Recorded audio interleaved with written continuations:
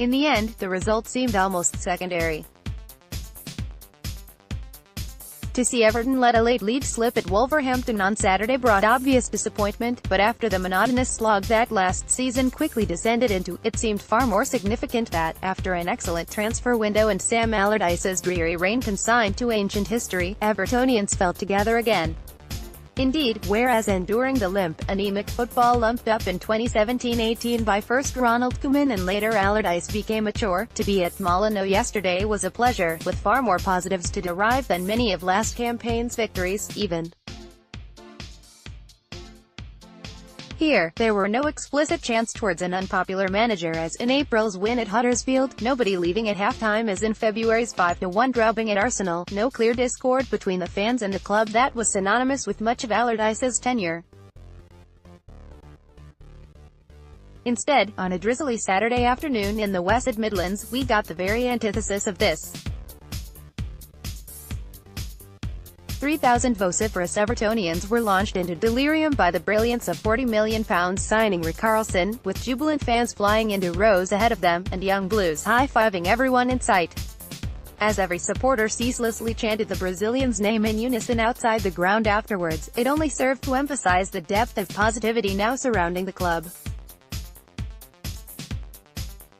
Undoubtedly, the Toffees' football at Wolves provided plenty more to smile about in new boss Marco Silva's first competitive game at the helm.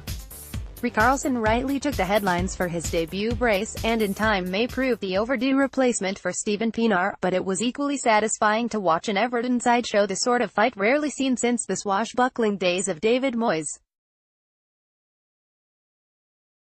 The much-maligned Morgan Schneiderlin, so often the footballing embodiment of last season's malaise, looked revitalized and much closer to the tough-tackling fan favorite he quickly became following his signing in January 2017. Make no mistake, this was the sort of game Everton would have crumbled in last year and left empty-handed. In a cacophonous atmosphere such as that at Molineux on Saturday, with a raucous home crowd cheering on their newly promoted side, it showed a certain degree of mental toughness about them to leave with a credible point, more so considering Phil Jagielka's red card late in the first period.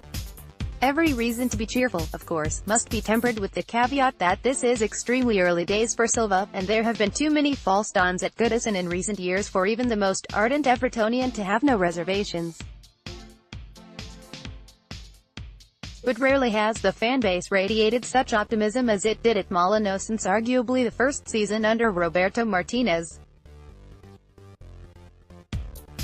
With the bonus of much more to come from Everton, not least from deadline day signings Kurt Zouma, Andre Gomes, Bernard and Yerry Mina, the sheer mundanity of last season, and the vitriol associated with Martinez's last days now seems a world away.